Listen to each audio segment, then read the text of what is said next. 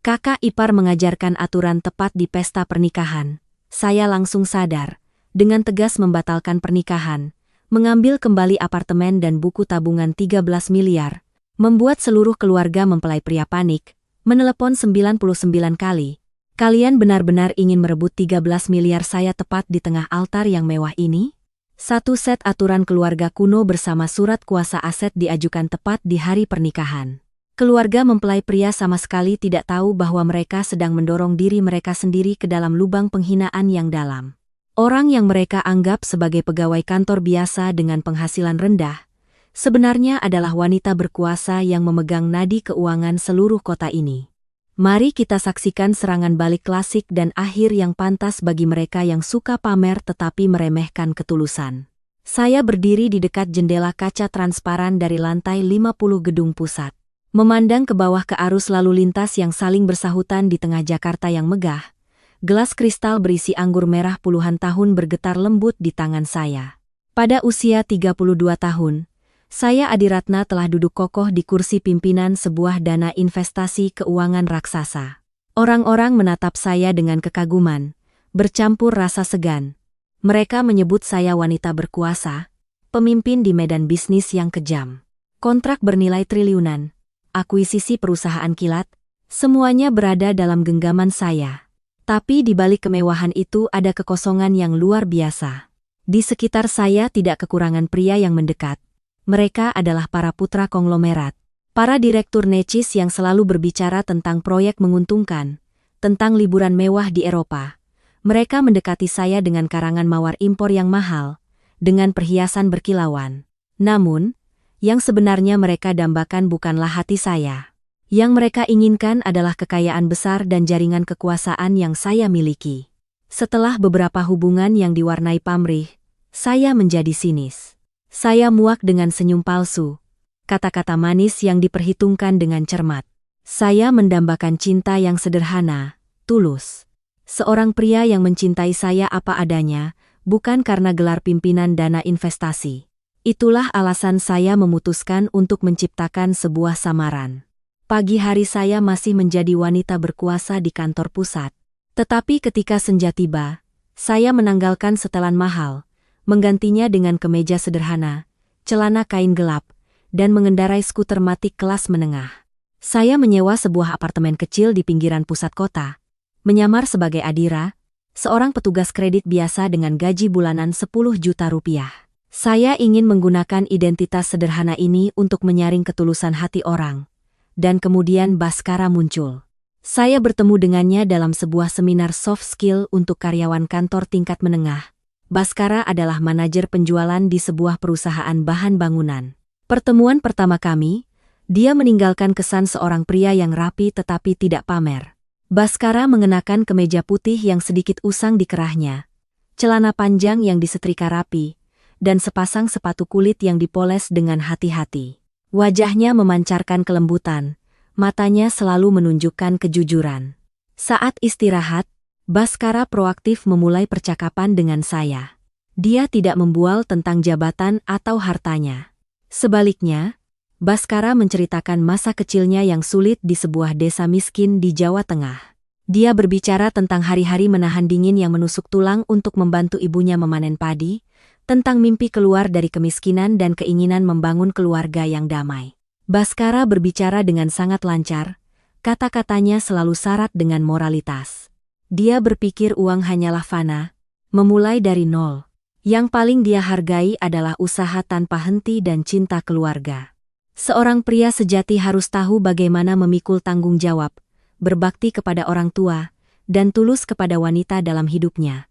Kata-kata Baskara saat itu terdengar mantap. Matanya menatap lurus ke arah saya dengan penuh ketulusan. Saya telah tertipu oleh penampilannya yang sempurna itu. Di tengah Jakarta yang sibuk, seorang pria dengan ambisi, yang menghargai nilai-nilai keluarga dan tidak materialistis, tampak seperti hadiah yang tak ternilai. Saya mulai menerima ajakannya untuk makan malam. Kencan kami berlangsung di warung tenda pecel lele, di gerobak sate pinggir jalan. Baskara selalu membayar. Meskipun saya tahu dengan gajinya sebagai manajer, pengeluaran di Jakarta perlu diperhitungkan. Dia menunjukkan perhatian melalui tindakan-tindakan terkecil. Baskara membersihkan sendok dan garpu untuk saya, melepas jaketnya untuk menutupi bahu saya saat angin berhembus. Setiap kali saya pura-pura mengeluh tentang tekanan pekerjaan, tentang bos yang sulit dan gaji yang kecil, Baskara selalu mendengarkan dengan ekspresi simpati yang mendalam. Dia menggenggam tangan saya, suaranya yang hangat menghibur, "Kamu jangan sedih. Setiap pekerjaan punya kesulitannya sendiri, yang penting kita hidup lurus. Kamu kerja santai saja. Setelah kita menikah nanti aku akan berusaha lebih keras untuk memberimu kehidupan yang damai. Aku tidak butuh istriku menghasilkan banyak uang.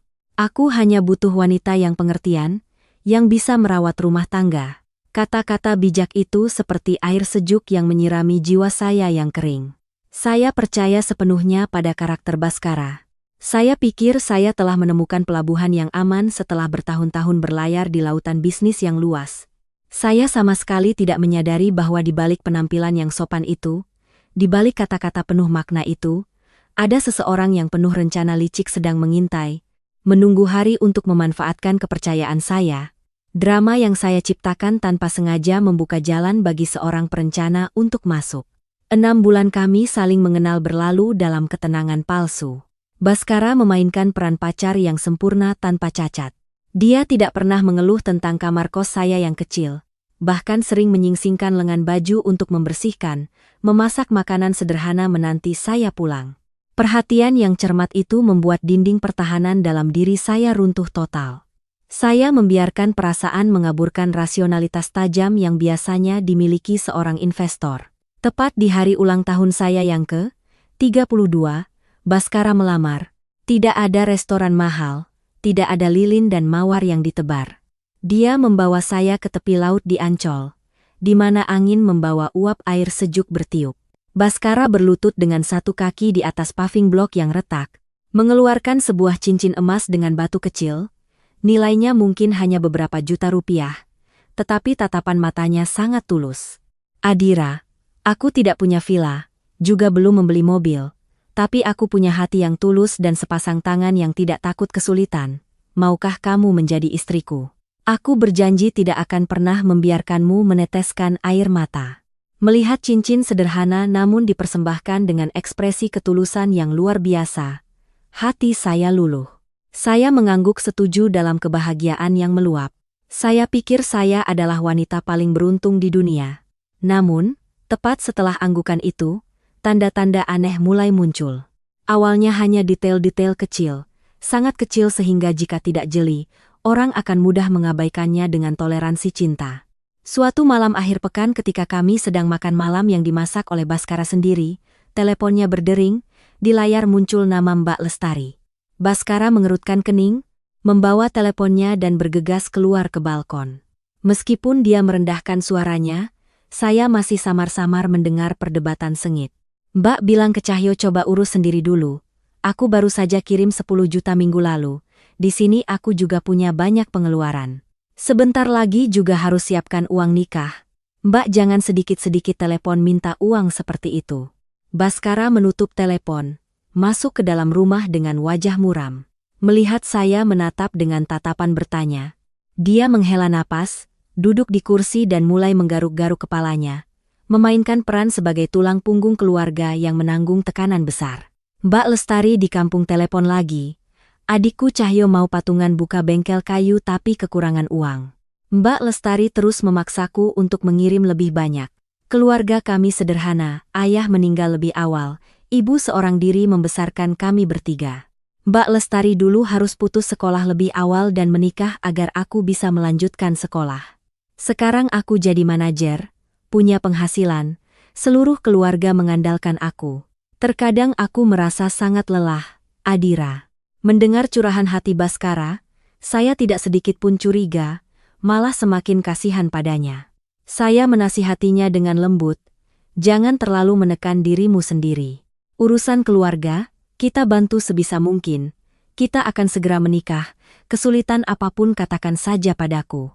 Meskipun gajiku tidak tinggi, aku punya tabungan selama bertahun-tahun. Orang tuaku di kampung juga berjanji akan menjual sebidang tanah kecil untukku sebagai hadiah pernikahan. Kita bisa menggunakan uang itu untuk sedikit membantu keluargamu. Mata Baskara sedikit berbinar dengan kilatan aneh. Dia menggenggam erat tangan saya, suaranya tiba-tiba menjadi lebih antusias. Benarkah, sayang? Orang tuamu akan memberimu tanah sebagai hadiah? Kamu benar-benar gadis terbaik di dunia. Tapi aku seorang pria. Bagaimana bisa menggunakan uang istri? Aku hanya berharap bisa membeli rumah yang layak di Jakarta, agar kamu tidak perlu tinggal di kos-kosan sempit seperti ini. Punya rumah dulu baru bisa mapan. Sebagai seorang manajer di perusahaan, setiap hari bertemu klien naik motor, tinggal di kos kadang-kadang membuatku kurang percaya diri.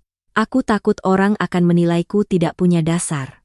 Itu adalah pertama kalinya saya mendengar Baskara menyebutkan rasa mindernya tentang materi dan gengsi di depan orang lain. Kata-kata kiasan tentang memiliki rumah, tentang perlunya sebuah dasar agar dihormati oleh mitra bisnis, dengan cerdik dia selipkan ke dalam cerita tentang cintanya pada istri. Saat itu, kebutaan cinta membuat saya tidak menyadari sifat asli Baskara yang suka pamer dan bergaya. Saya hanya berpikir sederhana bahwa pria saya sedang khawatir tentang masa depan kami berdua. Karena ingin menjaga martabat calon suami saya, ingin dia bisa mengangkat kepala di depan rekan-rekannya. Saya telah membuat keputusan paling salah dalam hidup saya.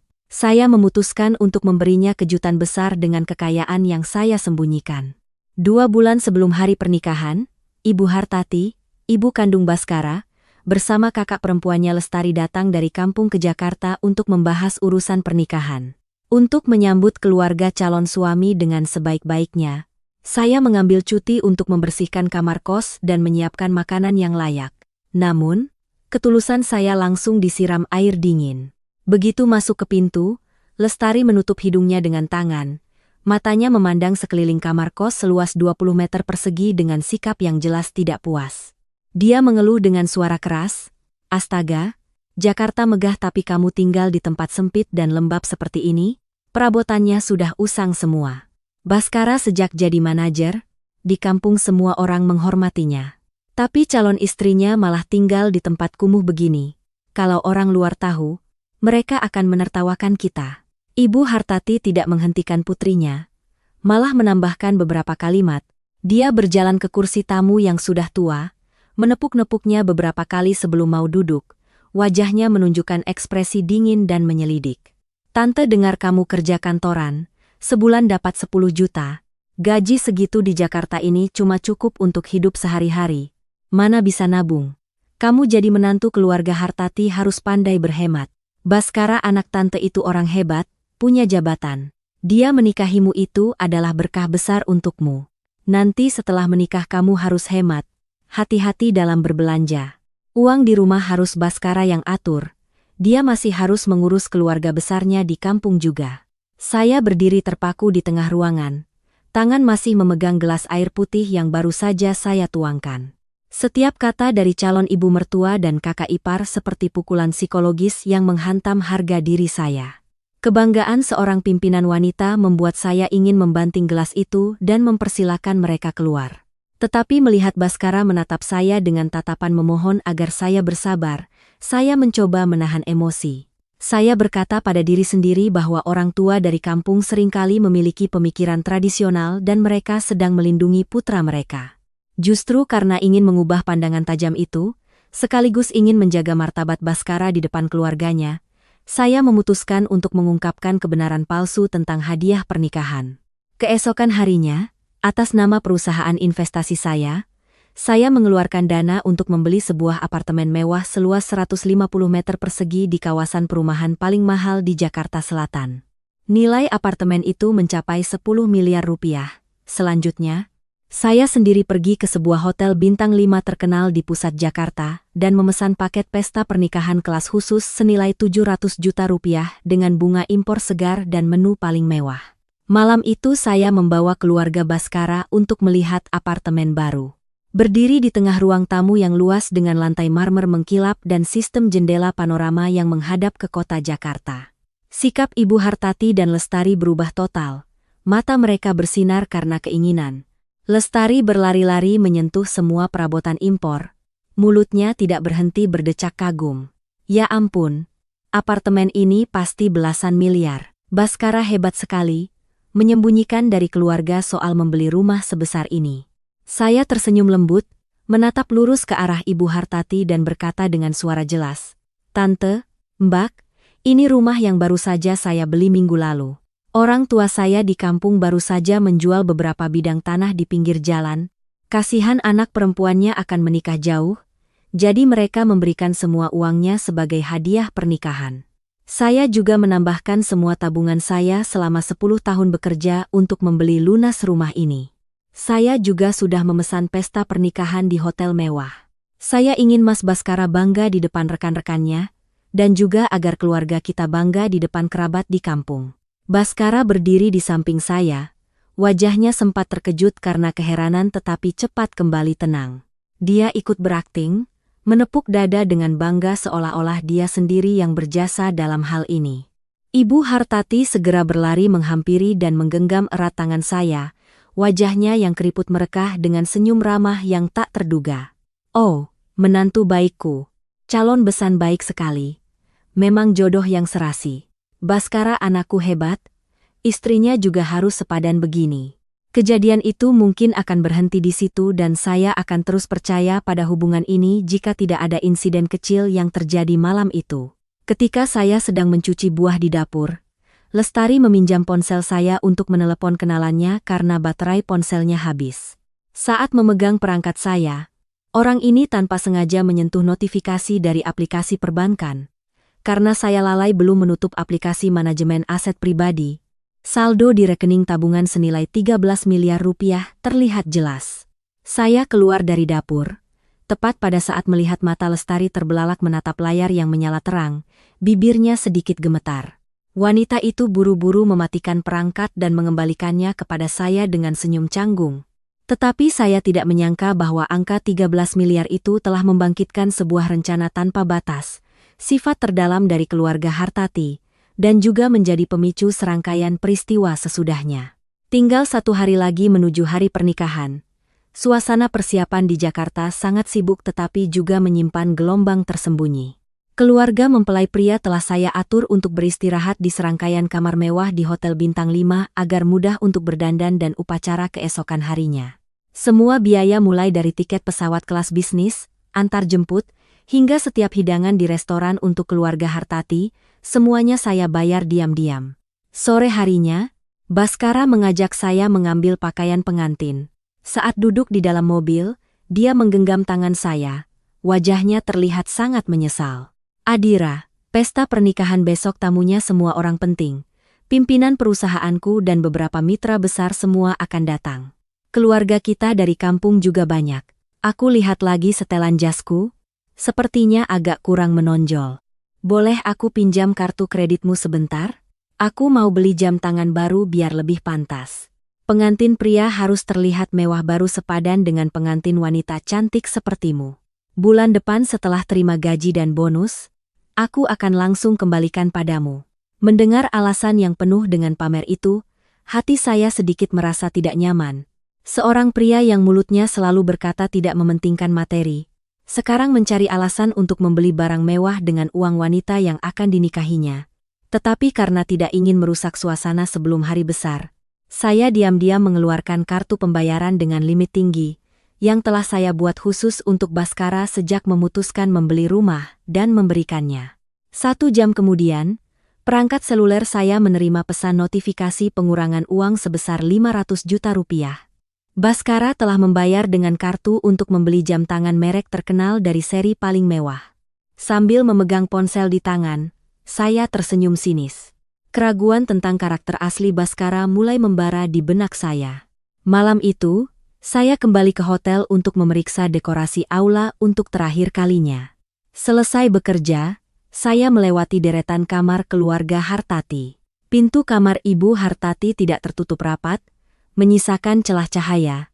Dari dalam, suara percakapan berbisik terdengar jelas masuk ke telinga saya. Suara Lestari yang melengking penuh perhitungan. "Ibu dengarkan aku. Kemarin aku tidak sengaja melihat di rekening Adira masih ada tabungan 20 miliar lagi. Dia menyimpannya dengan sangat baik. 13 miliar itu, Bu. Tanah yang dijual orang tuanya pasti lebih dari 10 miliar untuk beli rumah. Kita harus cari cara agar dia mengeluarkan uang itu. Besok di depan ratusan tamu, aku akan berdiri dan membacakan aturan keluarga kita. Ibu siapkan saja surat kuasa aset, paksa dia tanda tangan langsung di atas panggung. Orang yang peduli gengsi dan takut malu di depan tamu, pasti akan terpaksa tanda tangan. Uang itu kita tarik, Baskara yang pegang untuk membangun rumah besar di kampung biar kita terpandang. Sisanya kasih Cahyo untuk modal buka perusahaan. Anak perempuan ikut suami. Hartanya harus jadi milik keluarga suami. Kalau perempuan pegang uang banyak nanti bisa melangkahi keluarga ini. Tepat setelah itu terdengar suara decakan setuju dari Ibu Hartati. Kamu benar. Di keluarga ini aku yang paling tua. Dia mau jadi menantu di sini harus tahu aturan. Baskara itu hebat. Banyak yang mau jadi istrinya. Panggil Cahyo suruh siapkan kertas dan pulpen. Susun yang namanya aturan keluarga Hartati. Tulis yang jelas. Paksa dia setelah menikah harus berhenti kerja. Di rumah melahirkan anak laki-laki. Urus dapur, uang dan kartu gaji serahkan semua padaku untuk dikelola. Perempuan sekolah tinggi-tinggi ujung-ujungnya juga harus di belakang suami saja. Suara langkah kaki di dalam kamar terdengar. Saya berdiri terpaku di koridor. Seluruh tubuh saya dingin. Semua bayangan tentang keluarga yang hangat, tentang ibu mertua dari desa yang baik dan sederhana, tentang suami yang berambisi, semuanya hancur. Topeng moral keluarga Hartati telah terlepas sepenuhnya. Mereka tidak menganggap saya sebagai manusia yang harus dihargai, tidak menganggap saya sebagai pasangan hidup Baskara. Di mata mereka, saya hanyalah alat untuk mendapatkan keuntungan materi yang bisa mereka peras tanpa ampun. Yang paling membuat saya kecewa adalah persetujuan Baskara. Dia tidak ada di kamar saat itu, tetapi saya sangat paham dengan kelihayan pria itu. Bagaimana mungkin ibu dan kakaknya bisa merencanakan untuk merebut aset saya tanpa persetujuan diam-diam atau bahkan saran tersembunyi dari Baskara sendiri. Ilusi. Kesombongan keluarga ini telah mencapai puncak keserakahan. Saya mengepalkan tangan hingga memerah, kemarahan mendidih di dada. Tetapi alih-alih menyerbu masuk ke kamar untuk mengklarifikasi semuanya saat itu juga, rasionalitas seorang pebisnis berpengalaman kembali. Saya mengambil napas dalam-dalam, merapikan kerah baju, berbalik dan berjalan menyusuri koridor berkarpet merah. Baiklah, keluarga Hartati, kalian suka bermain drama, saya akan ajak kalian berpartisipasi dalam drama paling megah. Kalian ingin naik ke panggung tinggi. Saya akan siapkan panggung yang sangat megah agar ketika semuanya runtuh, kalian akan merasakan betapa pahitnya buah karma. Saya berpikir dalam hati, mengeluarkan perangkat seluler dan menelepon asisten pribadi saya. Sebuah rencana serangan balik yang sempurna mulai disusun malam itu juga. Keesokan paginya, Jakarta menyambut hari baru dengan hujan singkat yang kemudian berganti menjadi terik matahari. Aula besar hotel mewah dihias megah seperti ruang seni. Ribuan tangkai anggrek bulan putih yang diimpor langsung dari luar negeri menutupi jalan masuk. Lampu gantung kristal raksasa memancarkan cahaya berkilauan ke barisan meja pesta yang ditutupi taplak sutra mewah. Musik instrumental yang merdu terdengar dari orkestra yang bermain langsung di sudut ruangan. Saya mengenakan gaun pengantin rancangan khusus, dihiasi ribuan kristal berkilauan. Kepala saya dihiasi mahkota elegan, berdiri megah di depan cermin besar di ruang tunggu, wajah saya dirias dengan cermat, menyembunyikan dengan sempurna mata yang dingin dan kekecewaan yang mendalam di dalam. Di luar lobi penyambutan tamu, keluarga Hartati berjalan mondar-mandir dengan sikap sangat bangga. Ibu Hartati mengenakan kebaya yang dihiasi manik-manik mencolok. Lehernya dipenuhi kalung emas yang saya belikan agar keluarganya terlihat terpandang. Lestari mengenakan gaun malam yang rumit, lipstik merah menyala, terus-menerus tertawa dan berbicara dengan suara keras. Mereka menyambut kenalan dari kampung, menunjuk ke sana-sini, mulutnya tidak berhenti mengucapkan kata-kata pujian tentang diri mereka sendiri. Bapak-bapak, ibu-ibu lihat kan, Baskara anak saya itu hebat, jadi manajer besar di Jakarta, menikah ya harus di tempat paling mewah seperti ini. Ini semua tidak seberapa. Uang yang dihasilkan Baskara setara dengan pendapatan seluruh desa kita selama 10 tahun. Istrinya bawa sedikit hadiah pernikahan itu juga berkah bagi keluarga perempuan karena bisa menikah dengan keluarga saya. Kata-kata Ibu Hartati terdengar di sudut lobi membuat banyak tamu dari perusahaan Baskara yang lewat harus mengerutkan kening dengan canggung. Baskara berdiri di dekat pintu mengenakan setelan mahal, sengaja menggulung sedikit lengan kemejanya untuk memamerkan jam tangan seharga 500 juta rupiah. Pria ini tersenyum ramah menyalami setiap tamu, seolah-olah dia adalah seorang pria sukses yang dermawan. Dia sama sekali tidak tahu bahwa perhitungan di belakangnya perlahan-lahan akan terungkap. Waktunya telah tiba. Pembawa acara melangkah ke atas panggung dengan suara yang hangat, mengundang kedua mempelai untuk naik ke pelaminan. Pintu utama terbuka lebar. Di bawah sorotan lampu yang cemerlang, saya menggandeng lengan Baskara berjalan di atas karpet bunga, diiringi tepuk tangan meriah dari lebih dari 500 tamu. Baskara tersenyum cerah, sesekali menoleh ke arah saya dengan tatapan yang menunjukkan perhatian mendalam. Ketika kami sudah berdiri tegak di atas panggung, menyelesaikan upacara potong kue dan menuang sampahnya, pembawa acara dengan gembira mengumumkan. Dan sekarang, untuk menandai momen sakral ini, kami mengundang perwakilan dari keluarga mempelai pria untuk memberikan beberapa kata sambutan dan nasihat kepada kedua tokoh utama kita. Sesuai skenario biasa, ini akan menjadi saat di mana ucapan selamat terbaik diucapkan. Tapi tidak, Lestari dengan wajah penuh percaya diri melangkah ke mimbar. Dia maju dan mengambil mikrofon dari tangan pembawa acara dengan tegas. Tidak ada senyum ucapan selamat. Wanita ini mengeluarkan selembar kertas yang diketik rapi dari dalam tasnya. Seluruh ruangan tiba-tiba menjadi hening karena sikap tak terduga dari perwakilan keluarga mempelai pria. Yang terhormat para hadirin, para tamu undangan, hari ini keluarga Hartati kami menerima menantu. Baskara, adik laki-laki saya, adalah sandaran keluarga.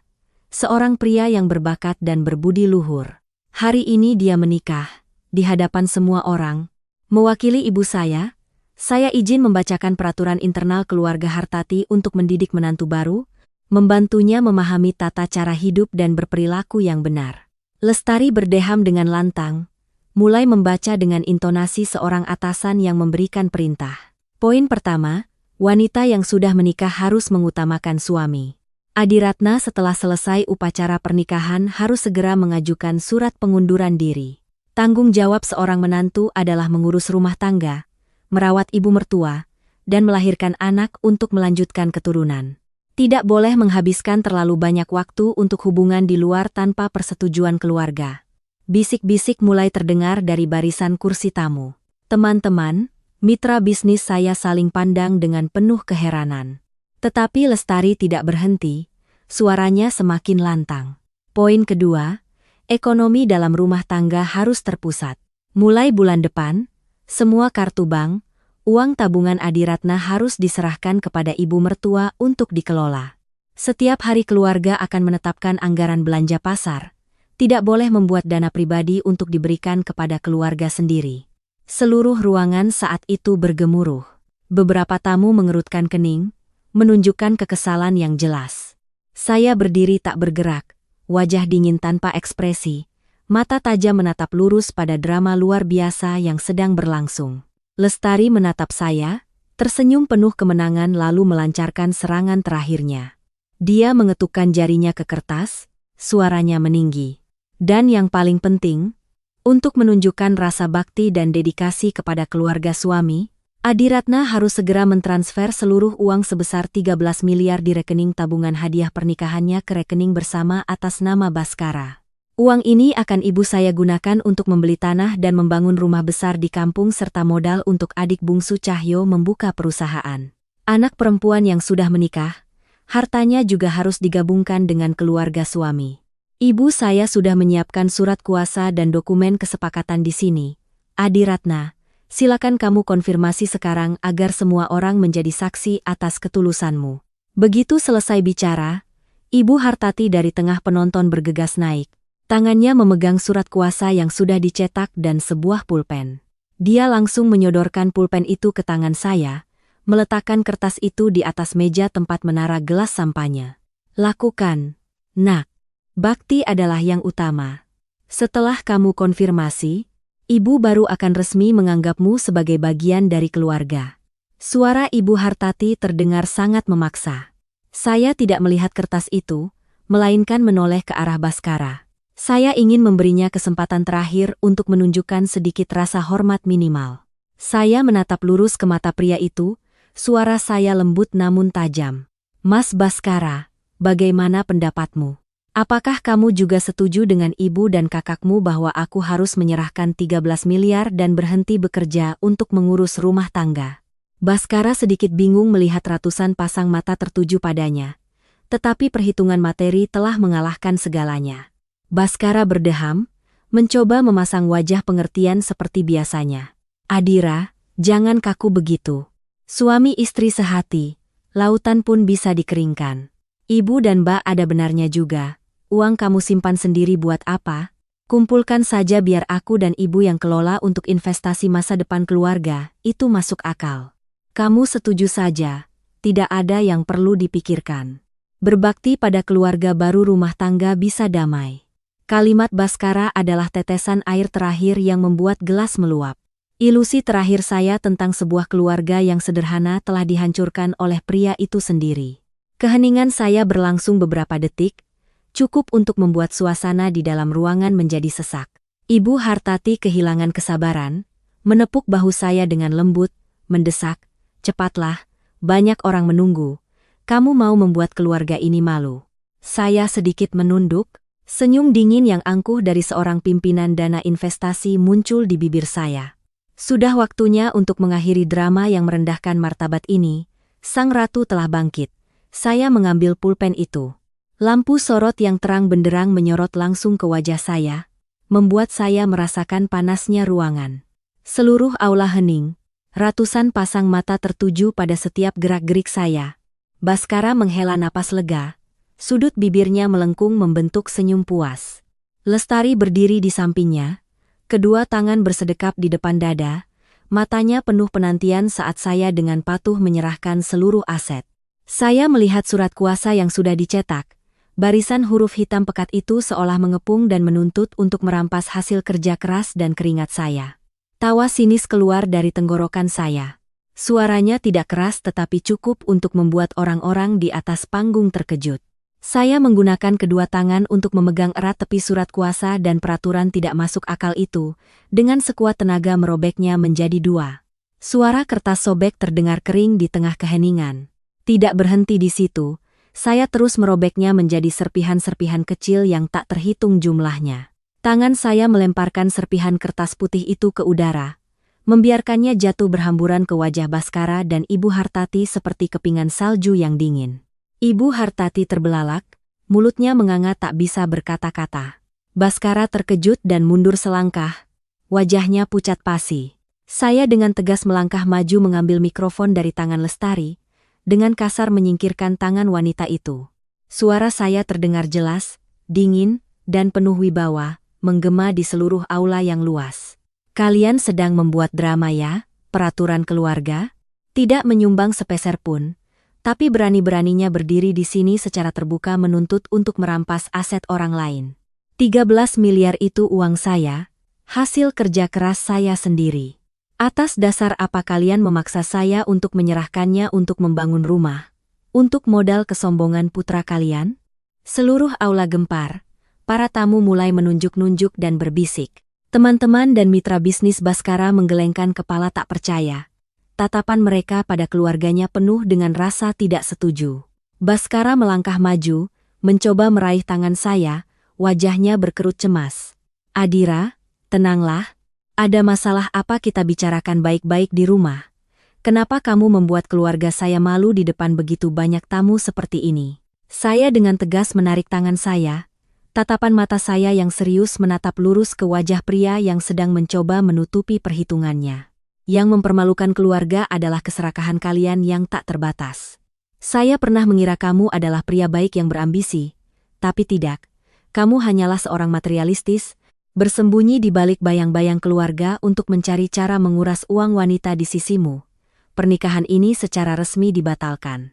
Mulai saat ini, saya dan keluarga Hartati tidak memiliki hubungan apapun lagi. Silakan kalian selesaikan sisanya sendiri. Setelah selesai berbicara, saya meletakkan mikrofon di atas meja kaca. Suara kering bergema, memotong semua upaya Baskara untuk menahan saya. Saya dengan kedua tangan mengangkat sedikit ujung gaun pengantin bertabur kristal, berbalik dan melangkah menuruni tangga panggung, dengan postur kepala tegak, punggung lurus. Sang ratu telah bangkit. Tidak perlu lagi bersabar sedetik pun di hadapan tuntutan tidak masuk akal ini. Mengabaikan teriakan marah Ibu Hartati dan tarikan putus asa Baskara di belakang, saya mendorong pintu aula pesta dan berjalan lurus keluar. Di luar lobi tunggu, udara sejuk dari AC menerpa wajah saya, membantu saya kembali sadar. Lina, asisten andalan saya, sudah menunggu bersama staf pendukung. Melihat saya keluar, Lina dengan cepat menyampirkan jubah sutra ke bahu saya, menutupi bahu saya yang terasa dingin. Pimpinan, mobil sudah siap di pintu samping. Lina menunduk melaporkan. Saya mengangguk, melangkah panjang melewati koridor yang sepi.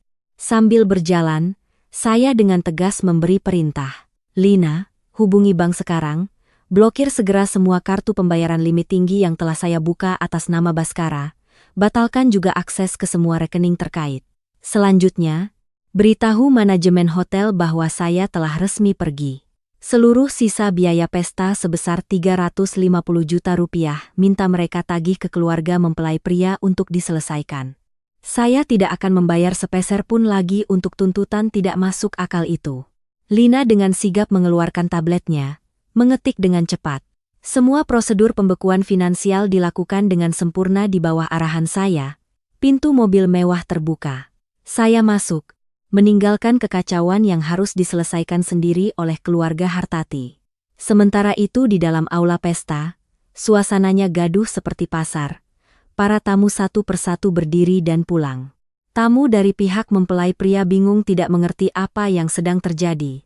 Pimpinan perusahaan Baskara berdiri, menunjukkan sikap keras kepadanya karena telah merusak citra para hadirin. Manajer hotel, setelah menerima arahan dari asisten saya, segera meminta tim keamanan masuk ke aula. Manajer itu menghampiri Baskara, wajahnya tidak lagi ramah seperti biasanya, digantikan oleh keseriusan dan profesionalisme. Bapak Baskara, klien yang memesan pesta telah resmi pergi dan membatalkan kesepakatan pembayaran sisa biaya. Jumlah yang perlu keluarga Bapak selesaikan sekarang adalah 350 juta rupiah sesuai kesepakatan awal.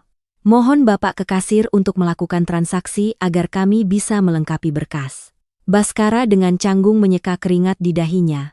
Tangannya gemetar, mengeluarkan kartu pembayaran yang telah saya berikan dan menyerahkannya kepada staf.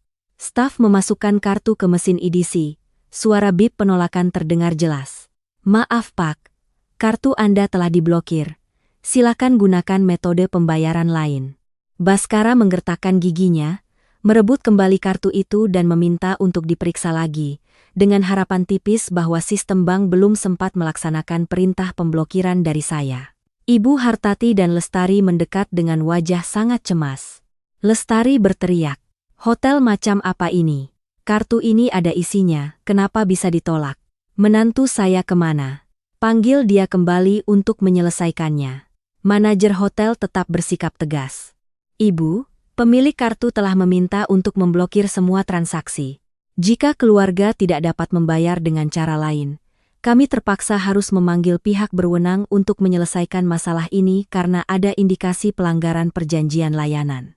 Mendengar kata-kata memanggil pihak berwenang, seluruh keluarga Hartati terdiam. Baskara dengan tergesa-gesa melepas jam tangan senilai ratusan juta yang baru dibelinya dengan uang saya kemarin sore. Bersama dengan perhiasan berharga milik Ibu Hartati, dia meletakkannya di atas meja. "Ini, kami tinggalkan aset ini sebagai jaminan. Nilainya lebih dari cukup untuk membayar biayanya." Baskara berkata dengan gigi terkatup dalam kebingungan yang luar biasa. Di depan tatapan puluhan staf hotel dan beberapa tamu yang masih tinggal, keluarga Hartati diam-diam meninggalkan pintu samping. Dengan penampilan lelah dan kehilangan arah, kemewahan palsu mereka telah resmi lenyap. Hujan deras pagi tadi telah kembali dengan lebih lebat dan lama dari sebelumnya. Langit Jakarta menjadi muram. 3 orang basah kuyup berdiri berteduh di bawah emperan sebuah minimarket. Baskara memegangi kepalanya sambil terus menelepon saya. Tetapi yang terdengar hanyalah nada sambung tak berjawab dari seberang sana. Ibu Hartati duduk terkulai di anak tangga sambil menangis. Sementara Lestari terus menyalahkan dan menggunakan kata-kata kasar untuk menyebut saya. Gadis itu perhitungannya sangat licik. Dia melakukan ini agar keluarga kita mendapat malu. Baskara, panggil taksi langsung ke apartemen di Jakarta Selatan. Kunci rumah ada pada ibu. Kita tinggal saja di sana. Rumah itu anggap saja hadiah pernikahan mereka. Dia tidak punya hak untuk mengusir kita. Kita tinggal di sana dan lihat apa yang terjadi. Lestari memberikan solusi, matanya masih menyimpan harapan untuk merebut aset. Baskara seperti orang yang hampir tenggelam menemukan pegangan. Dia buru-buru memanggil taksi online, membawa seluruh keluarganya menuju kawasan perumahan mewah. Dalam benaknya, dia masih yakin bahwa dengan status sebagai calon suami, dia berhak menggunakan aset saya. Namun, ketika mobil baru saja berhenti di depan lobi gedung apartemen mewah, sebuah pemandangan tak terduga telah menanti mereka. Seluruh barang bawaan, perlengkapan pribadi yang dibawa keluarga Hartati dari kampung ke Jakarta, semuanya telah dikemas rapi, diletakkan dengan tertib di area luar lobi. Berdiri di samping tumpukan barang bawaan itu adalah petugas keamanan gedung dan seorang pengacara yang mewakili dana investasi yang saya pimpin. Melihat Baskara turun dari mobil, pengacara itu membenarkan letak kacamatanya, dengan tenang mengeluarkan setumpuk dokumen hukum dari tasnya. Anda Bapak Baskara, bukan? Saya adalah pengacara yang sah dari perusahaan investasi. Ini adalah sertifikat kepemilikan unit apartemen nomor 50 di menara ini. Apartemen ini sepenuhnya milik perusahaan, tidak ada kaitannya dengan aset pribadi Ibu Adiratna atau Anda. Fakta bahwa Anda membawa keluarga Anda untuk tinggal selama beberapa hari terakhir adalah bantuan sementara. Saat ini, kami secara resmi menarik kembali hak penggunaan apartemen ini. Pengacara itu mengucapkan setiap kata dengan jelas. Suaranya memupuskan semua ilusi Baskara. Lestari maju hendak memprotes tetapi diminta dengan sopan oleh petugas keamanan untuk menjaga jarak. Kalian bicara tidak masuk akal. Rumah ini dibeli dengan uang dari keluarga dia. Seharusnya adik saya yang berhak tinggal di sini. Biarkan kami masuk. Lestari berteriak keras di area lobi. Pengacara itu menggelengkan kepala dengan sabar. Ibu Adiratna belum pernah mendaftarkan pernikahan secara sah dengan Bapak Baskara.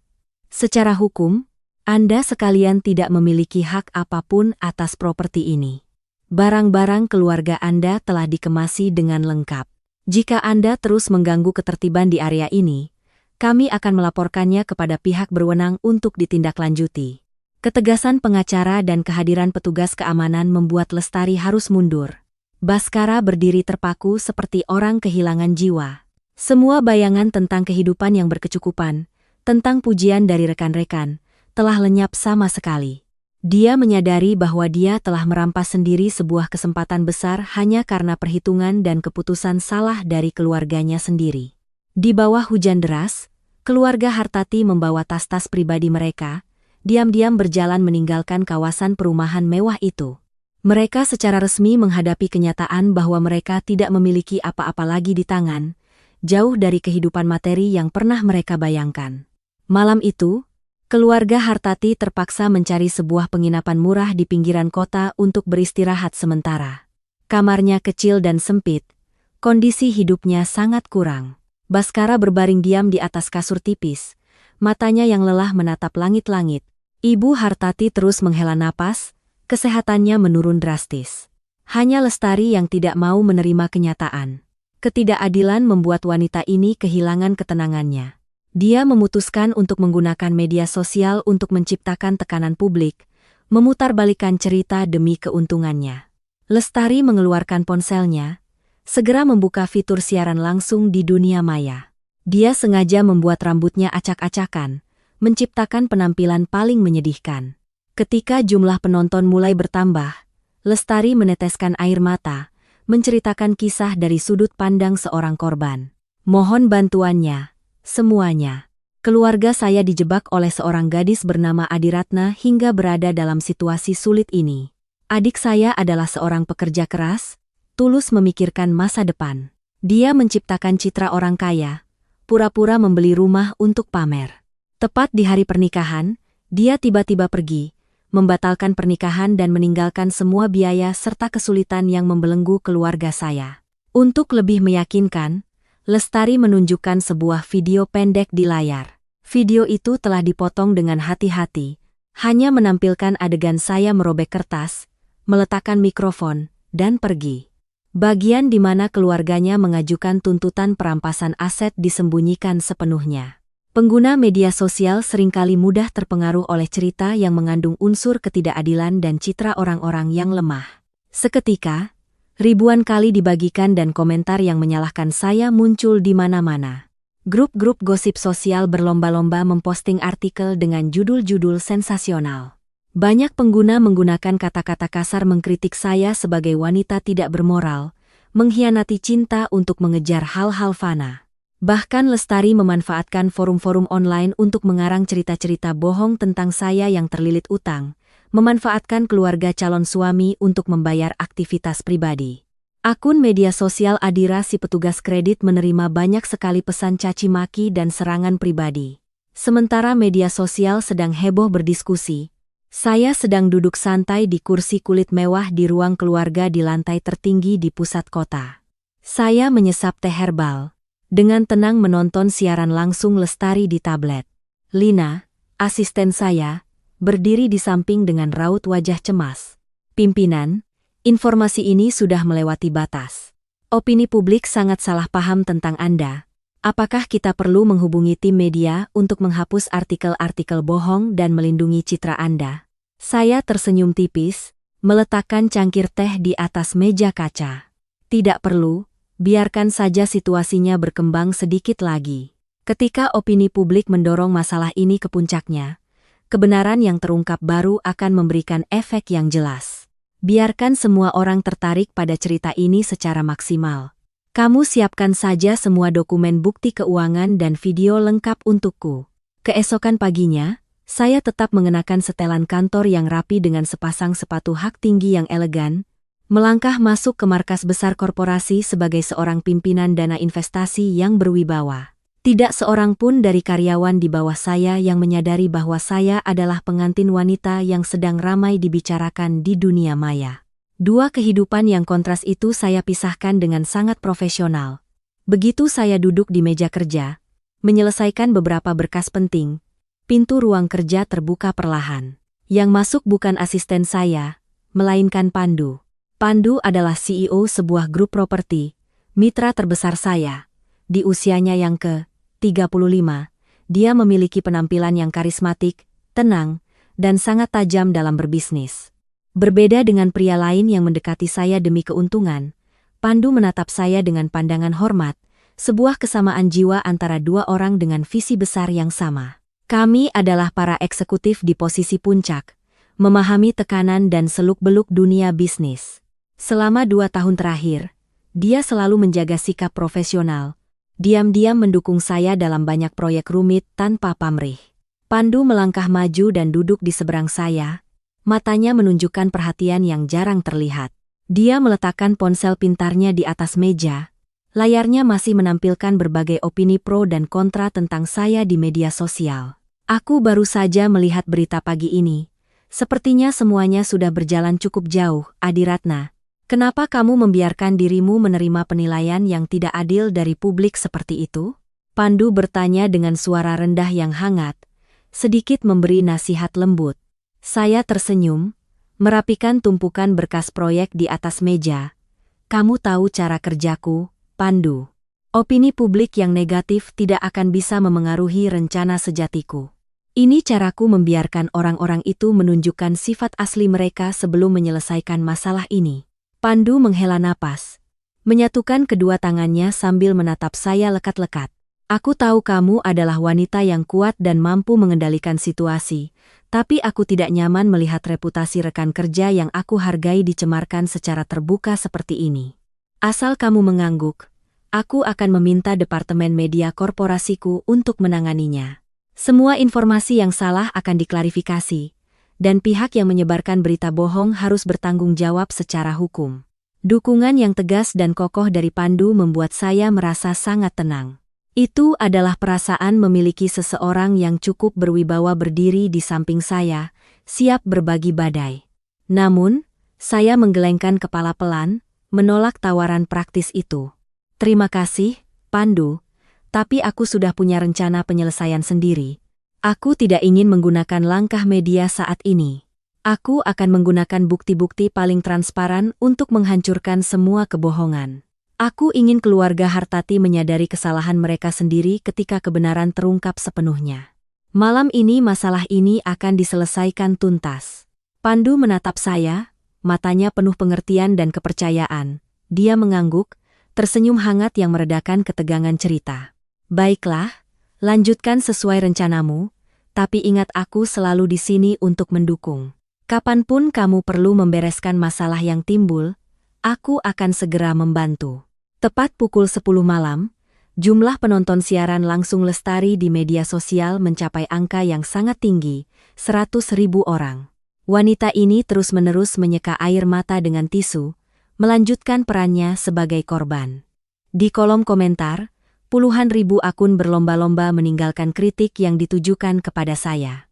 Lestari melihat kerumunan mendukungnya, lalu mengambil langkah berikutnya. Dia menampilkan nomor rekening bank di layar, memohon dengan sangat. Keluarga saya saat ini harus tinggal di penginapan yang sangat sulit. Pihak penyedia layanan menuntut penyelesaian biaya sebesar 350 juta rupiah yang ditinggalkan oleh Adiratna. Kami berada dalam situasi yang sangat buntu. Saya mohon kepada komunitas online, sedikit kebaikan dari masing-masing untuk membantu keluarga kami melewati masa sulit ini. Kami akan sangat berterima kasih atas bantuan semua orang. Melihat donasi yang terus mengalir ke rekening Lestari, saya meletakkan cangkir teh di atas meja kaca, tersenyum tipis. Waktunya penyelesaian telah tiba. Saya menoleh ke arah Lina, memberi isyarat dengan anggukan tegas. Lina, laksanakan. Umumkan seluruh kebenaran dengan bukti otentik, kirim informasi ke semua portal berita dan forum terbesar. Lina bekerja cepat di sistemnya. Hanya beberapa menit kemudian, di halaman informasi pribadi saya dan serangkaian portal berita dengan interaksi tinggi, serentak muncul sebuah postingan berjudul kronologi lengkap dan fakta di balik pembatalan pernikahan. Postingan itu melampirkan sebuah video asli dengan resolusi sangat tinggi.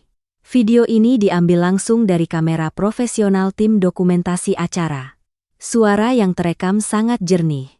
Semua orang bisa mendengar dengan lengkap setiap kata yang dibacakan Lestari tentang peraturan yang memaksa saya berhenti kerja, mengelola pendapatan saya. Komunitas online menyaksikan dengan mata kepala sendiri adegan Lestari dengan lantang meminta saya menyerahkan tabungan sebesar 13 miliar untuk kepentingan pribadi keluarga suami. Gambar surat kuasa yang disodorkan secara paksa dan sikap Baskara yang lemah dan ikut-ikutan, semuanya terungkap secara detail. Bagian akhir adalah adegan saya dengan tegas menolak ketidakadilan itu, merobek kertas, dan dengan gagah berani melangkah pergi untuk melindungi harga diri saya. Tidak hanya itu, di bawah video terdapat setumpuk dokumen setebal 50 halaman. Itu adalah salinan rekening koran bank yang telah diverifikasi, menunjukkan secara transparan semua aliran dana. Mulai dari pembayaran 10 miliar untuk apartemen, uang tiket pesawat, biaya belanja untuk Ibu Hartati, hingga transaksi 500 juta rupiah untuk membeli jam tangan mewah oleh Baskara tepat sebelum acara. Semuanya dilakukan dari rekening pribadi saya. Tidak ada kontribusi sepeser pun dari pihak keluarga pria itu. Kebenaran yang jelas dengan bukti-bukti yang kuat telah membalikkan sepenuhnya cerita yang diciptakan Lestari. Dunia maya seketika meledak dengan serangkaian reaksi baru. Orang-orang yang sedang menonton siaran langsungnya serentak mengubah sikap. Kolom komentar berubah arah dengan cepat dan kali ini semua kritik ditujukan pada perilaku salah keluarga Hartati. Ternyata keluarga ini hanya mengincar harta orang. Ajakan bantuan itu sepenuhnya penipuan. Manajer tapi pakai uang pacar buat belanja barang mewah. Ikut-ikutan keluarga mau merebut harta pribadi. Sungguh mengecewakan karakternya. Wanita ini merangkai cerita dengan sangat licik. Sekeluarga memaksa orang menyerahkan uang lalu menangis di internet seolah-olah korban.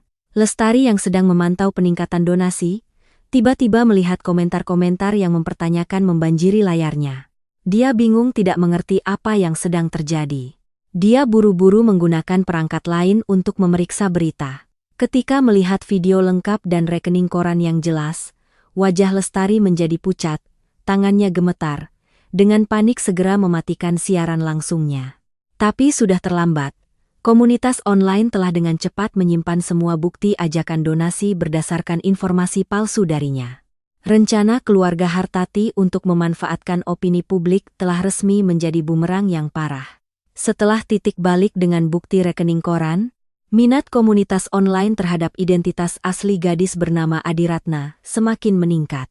Pengguna internet yang ahli teknologi tidak butuh waktu lama untuk memverifikasi informasi dari gambar yang jelas di acara tersebut, informasi hukum pada sertifikat apartemen, hingga kemampuan finansial yang ditunjukkan melalui rekening koran.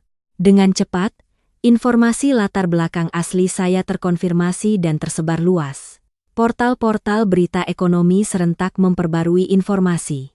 Kontennya mengkonfirmasi bahwa wanita dalam cerita tersebut adalah Adiratna Pratama, Ketua Dewan Direksi sebuah dana investasi keuangan yang berpengaruh besar di Jakarta.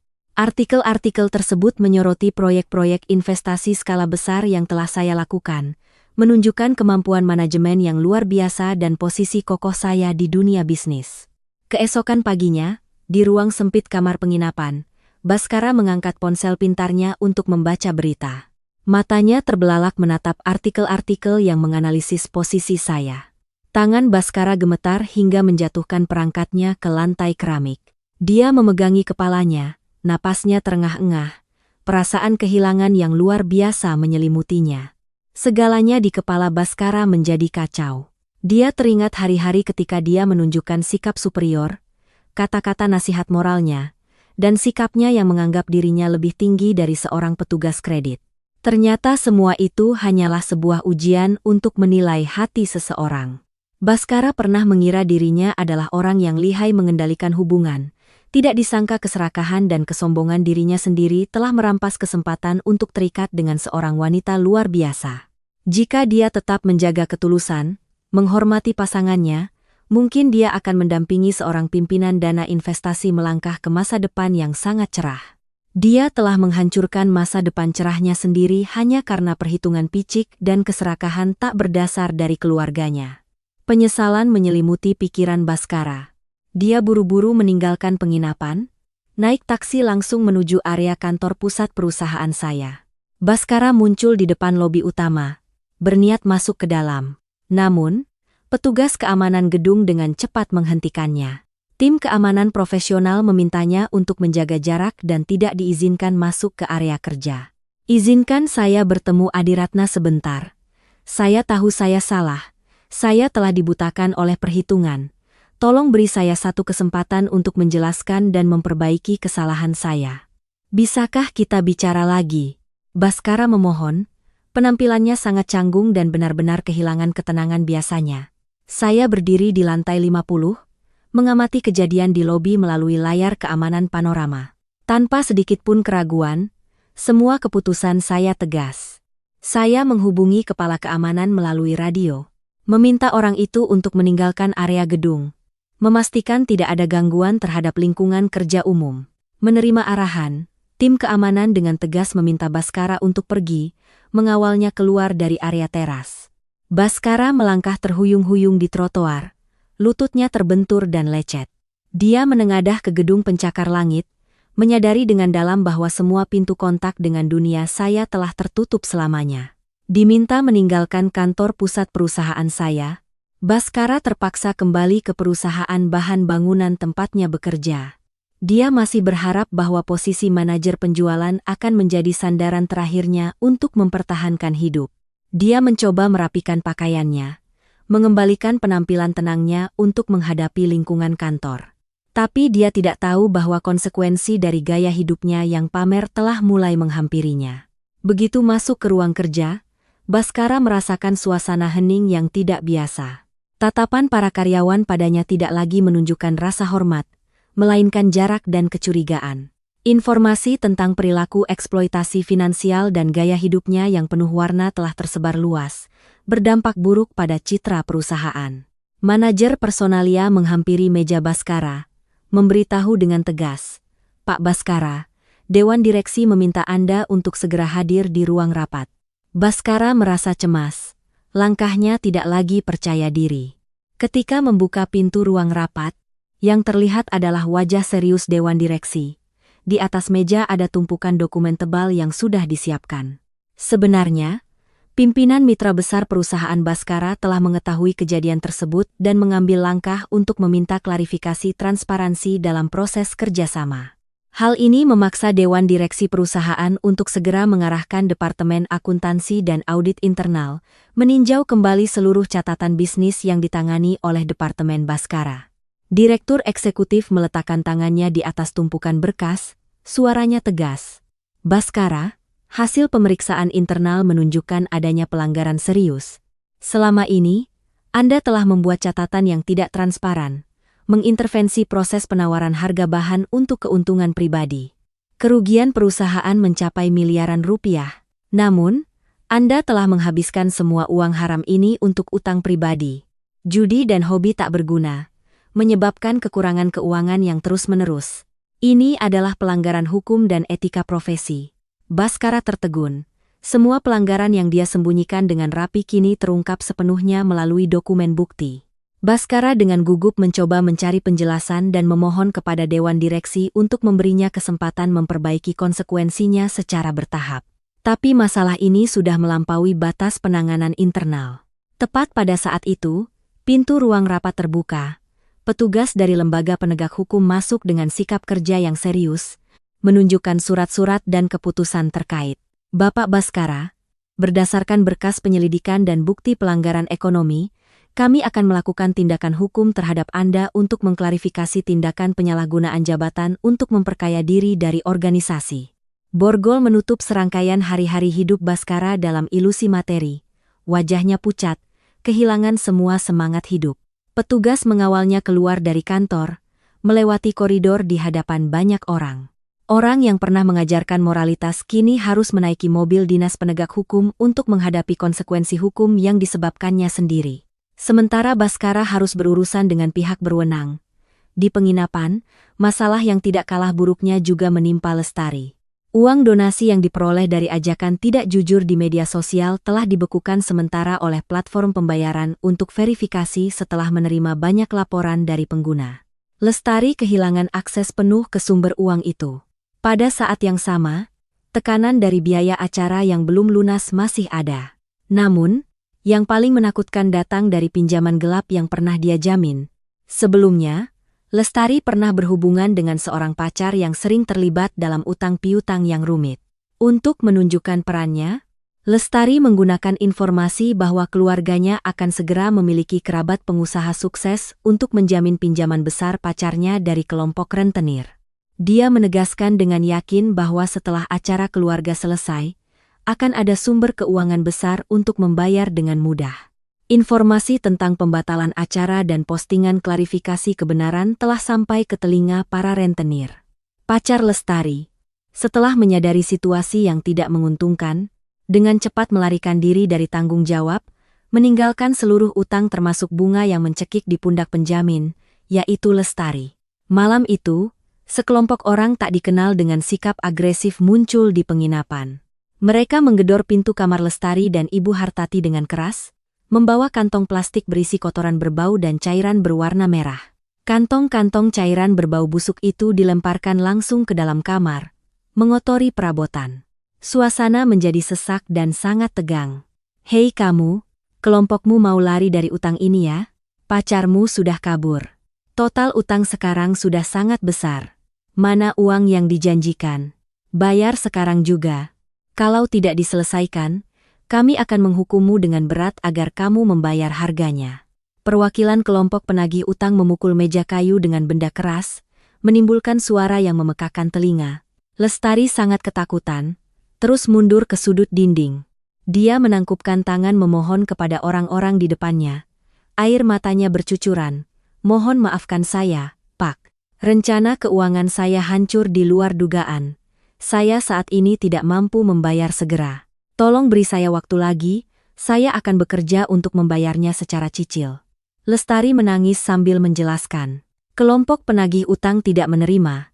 Mereka melakukan tindakan ancaman yang keras memaksa Ibu Hartati untuk meminta tolong.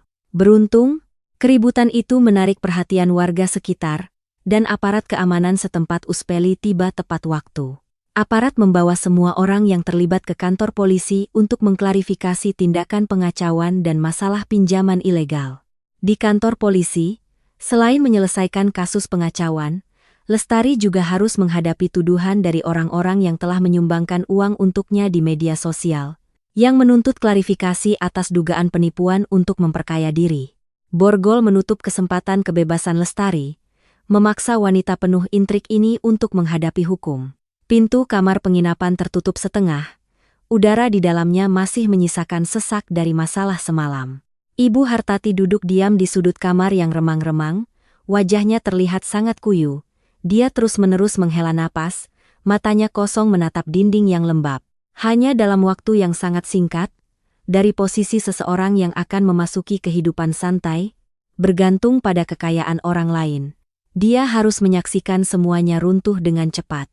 Ketukan pintu terdengar berirama. Seorang petugas dari lingkungan setempat masuk membawa surat pemberitahuan dari lembaga penegak hukum. Petugas itu melirik sekilas kondisi sulit di kamar itu, lalu berbicara pelan untuk mengkonfirmasi informasi. "Permisi, apakah Ibu adalah anggota keluarga dari Bapak Baskara dan Ibu Lestari? Ini adalah pemberitahuan dari instansi terkait. Bapak Baskara saat ini ditahan untuk penyelidikan terkait pelanggaran keuangan perusahaan. Ibu Lestari juga sedang diperiksa oleh pihak berwenang untuk mengklarifikasi tuduhan penggalangan dana tidak jujur dan pinjaman yang rumit. Dimohon keluarga menerima pemberitahuan ini dan bekerja sama jika diperlukan." Ibu Hartati dengan tangan keriput yang gemetar menerima surat-surat itu. Setiap isi pemberitahuan seperti pukulan berat yang meruntuhkan sisa tenaganya. Kebanggaan akan pekerjaan putranya, harapan, dan perhitungan putrinya, kini semuanya menjadi kenyataan pahit. Kedua anak yang paling dia harapkan kini menghadapi risiko terjerat hukum untuk waktu yang lama. Guncangan mental yang terlalu besar membuat kesehatan Ibu Hartati tiba-tiba anjlok. Dia merasa sesak napas, tangannya memegangi dada, tekanan darahnya naik tinggi, menyebabkan komplikasi serius yang mempengaruhi sistem sarafnya. Ibu Hartati jatuh pingsan ke lantai, tubuhnya perlahan kehilangan kendali. Petugas segera membantu memanggil ambulans untuk membawanya ke rumah sakit untuk pertolongan darurat. Meskipun intervensi medis tepat waktu berhasil menyelamatkan nyawanya, efek dari stroke telah meninggalkan kerusakan parah. Dia mengalami kelumpuhan separuh badan, wajahnya terpengaruh yang mengubah fitur wajahnya, dan kemampuan bicaranya juga hilang. Wanita yang pernah dengan lantang mengeluarkan aturan-aturan tidak masuk akal, yang pernah menekan saya untuk menyerahkan aset, kini hanya bisa merespons dengan suara yang tidak jelas. Setelah proses perawatan awal, Ibu Hartati dipindahkan ke sebuah fasilitas medis tingkat kabupaten di kampung halamannya agar keluarga lebih mudah merawatnya. Namun, kerabat di kampung, terutama putra bungsunya yang terbiasa bergantung, ketika melihat ibunya terbaring tak berdaya dan kehilangan kemampuan untuk memberikan dukungan finansial, mereka menghindar dari tanggung jawab merawatnya. Kerabat yang pernah diperlakukan dengan sikap superior oleh keluarganya juga menjaga jarak. Akhirnya, dengan bantuan dari pemerintah dan komunitas setempat, Ibu Hartati dibawa untuk dirawat di sebuah rumah tua di kampung. Setiap hari, dia berbaring diam di tempat tidur yang sudah dikenalnya, menatap langit yang jauh melalui jendela kecil. Air mata mengalir deras membawa penyesalan yang mendalam. Keputusan yang salah, keserakahan, telah membawa keluarga mereka ke hasil yang menyedihkan, melewatkan kehidupan damai yang sebenarnya bisa dicapai dengan ketulusan. 6 bulan setelah rangkaian peristiwa penuh gejolak itu, saya hadir di ruang sidang sebagai pihak yang memiliki hak dan kewajiban terkait. Suasana di ruang sidang sangat khidmat dan sunyi. Di area terdakwa, Baskara dan Lestari duduk diam. Mereka mengenakan seragam tahanan, tangan diborgol, mata tidak berani menatap ke atas. Perubahan penampilan mereka sangat jelas. Mereka terlihat kurus dan kurang bersemangat. Kepercayaan diri dan kemewahan Baskara atau keberanian dalam perkataan Lestari kini telah benar-benar padam. Di area penonton, selain para pihak yang berperkara, juga hadir perwakilan media. Kasus ini pernah menarik banyak perhatian publik tentang moralitas sosial dan tanggung jawab dalam pekerjaan. Saya duduk di barisan depan, dengan sikap tenang, mengenakan setelan formal, diam-diam mengikuti proses kerja lembaga penegak hukum terhadap orang-orang yang pernah dengan sengaja mencoba memanfaatkan saya. Ketika hakim ketua meminta para terdakwa untuk berdiri mendengarkan putusan, Baskara harus dibantu oleh petugas pengadilan untuk bisa berdiri tegak. Lestari juga tidak bisa menahan emosinya. Tubuhnya terus gemetar. Suara hakim ketua terdengar jelas, menyampaikan ketegasan hukum. Berdasarkan berkas perkara, proses penyelidikan, dan keterangan di persidangan, majelis hakim berpendapat bahwa terdakwa Baskara telah melakukan tindakan pemalsuan berkas, memanfaatkan jabatannya untuk mengambil keuntungan besar dari perusahaan. Ini adalah tindakan yang menyebabkan kerugian serius pada aset institusi. Terdakwa Lestari telah melakukan kegiatan penyebaran informasi palsu untuk menggalang dana secara ilegal di dunia maya dan terkait dengan transaksi pinjaman rumit yang mengganggu keamanan dan ketertiban. Hakim ketua berhenti sejenak, meninjau kembali naskah lalu membacakan putusan akhir. Berdasarkan ketentuan hukum yang berlaku, menjatuhkan hukuman kepada Baskara 10 tahun penjara, dan Lestari menerima hukuman 6 tahun, serta mewajibkan para terdakwa untuk memenuhi kewajiban mengembalikan seluruh kerugian yang telah ditimbulkan kepada pihak-pihak terkait. Keputusan akhir yang dijatuhkan menandai berakhirnya proses hukum terhadap kedua kakak beradik itu. Baskara menoleh ke arah saya, matanya menunjukkan penyesalan yang terlambat dan keputusasaan. Lestari menundukkan kepala menangis terseduh-seduh, menyebut nama ibunya dengan pilu. Namun, air mata ini tidak dapat mengubah tanggung jawab yang harus mereka pikul di hadapan hukum. Petugas membawa keduanya ke mobil tahanan, memindahkan mereka ke lembaga pemasyarakatan untuk memulai masa hukuman. Selesai urusan di pengadilan, saya menaiki mobil jemputan yang biasa dan kembali ke kantor. Langit Jakarta cerah, denyut kehidupan yang sibuk terus berlanjut. Kasus hukum Baskara diselesaikan tuntas. Dan pada saat yang sama semua informasi negatif tentang saya di berbagai forum telah diklarifikasi sepenuhnya. Ketika saya masuk ke area kantor, semua staf menunjukkan sikap kerja profesional dan memberikan rasa hormat yang sangat besar kepada saya. Kejadian ini dengan jelas membuktikan kemampuan manajemen risiko dan cara penanganan krisis yang tegas dari seorang pemimpin, melindungi reputasi organisasi dari niat-niat negatif. Lina, asisten dekat saya, masuk dengan senyum cerah. Dia meletakkan setumpuk laporan analisis terbaru beserta daftar kesepakatan kerjasama yang menunggu persetujuan di atas meja kerja. Pimpinan, setelah semua informasi diklarifikasi, penilaian reputasi dana investasi kita meningkat secara signifikan. Semua mitra strategis menyatakan kepercayaan mereka pada cara kerja, pimpinan yang jelas. Pagi ini ada 3 korporasi besar lagi yang ingin menjalin kemitraan investasi baru dengan anggaran yang sangat menjanjikan. Saya mengangguk pelan menerima berkas itu. Keberanian untuk menghadapi langsung opini publik dengan bukti nyata, secara terbuka mempublikasikan data keuangan yang transparan, telah menciptakan preseden yang baik di dunia bisnis. Pihak-pihak yang pernah berniat bersaing secara tidak sehat menyadari kekokohan organisasi. Di bawah kepemimpinan saya, arah pengembangan dana investasi terus berkembang dengan kokoh. Lina, siapkan materi untuk rapat sore ini. Kita akan meninjau kembali portofolio yang berkaitan dengan teknologi berkelanjutan. Saya ingin mendorong kerjasama ke pasar luar negeri. Saya mengarahkan pekerjaan dengan fokus. Semua pengaruh dari cerita pribadi telah ditangani tuntas, tidak meninggalkan risiko apapun bagi organisasi. Saya telah mempertahankan peran sebagai pemimpin, mengubah tantangan menjadi peluang untuk memperkuat citra dan kepercayaan. Di akhir hari kerja, ruang kantor menjadi lebih sunyi. Pintu kamar terbuka, Pandu masuk dengan sikap tenang dan elegan seperti biasa. Di tangannya ada sebotol anggur berkualitas dan 2 gelas kristal yang dibuat dengan indah.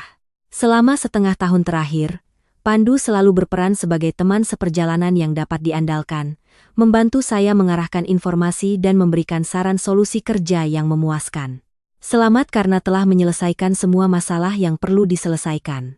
Pandu angkat bicara, senyumnya memberikan perasaan nyaman setelah serangkaian hari yang sibuk. Dia dengan lembut membuka botol, menuangkan anggur ke dalam gelas, suara denting gelas terdengar merdu di ruang kerja. Aku selalu percaya pada caramu menyelesaikan situasi sulit. Tapi mulai sekarang, jika ada tekanan apapun, Aku harap kamu akan membiarkanku ikut menanggungnya. Pandu menatap lurus ke mata saya. Ketulusan dan keteguhan terpancar jelas dari setiap kata-katanya. Itu adalah perasaan yang dibangun di atas pemahaman dan penghargaan terhadap kemampuan satu sama lain. Di tengah intrik dunia bisnis, menemukan seseorang dengan visi yang sama, yang siap berbagi dan berdiri di samping, menciptakan rasa aman yang kokoh.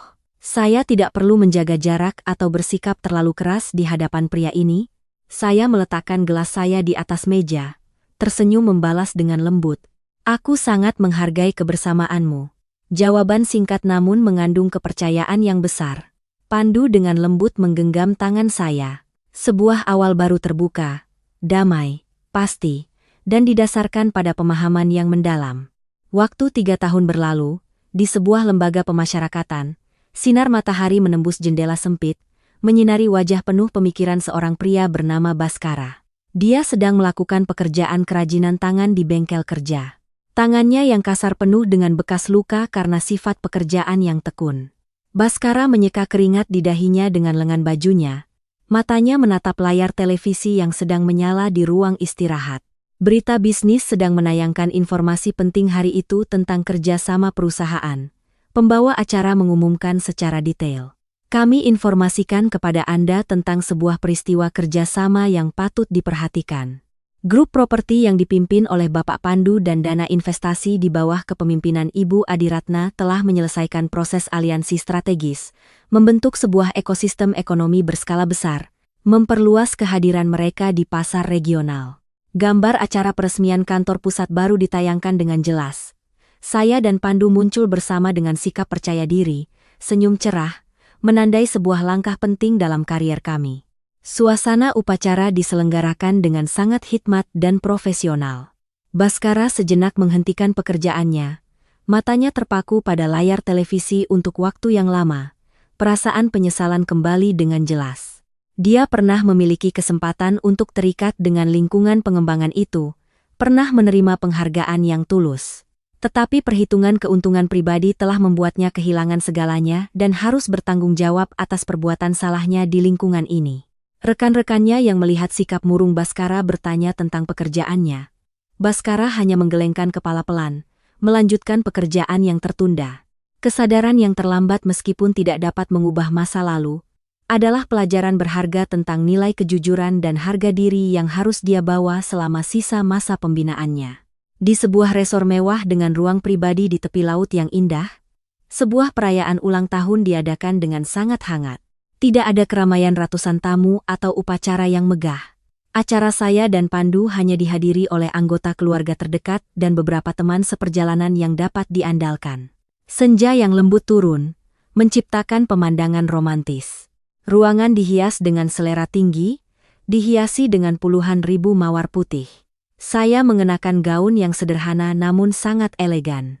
Saya dan Pandu berjalan diiringi alunan musik biola yang merdu berpadu dengan suara ombak.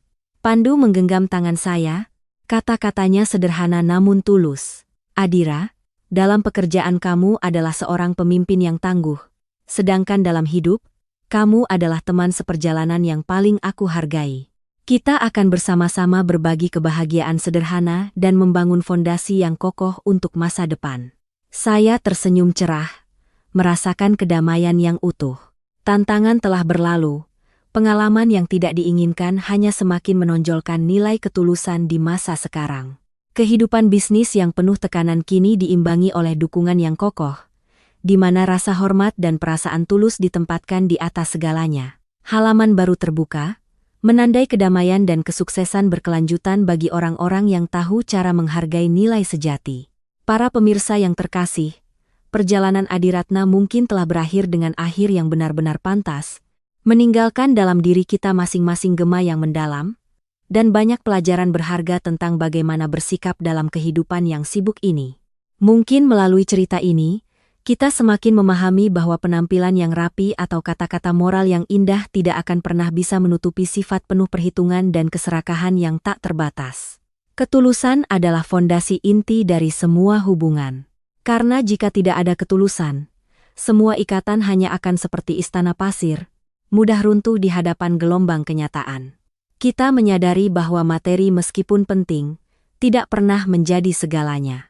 Dan jika hanya karena keserakahan kita rela menukar martabat, memanfaatkan kepercayaan orang lain, maka harga yang harus dibayar adalah kesepian dan penghinaan yang memalukan.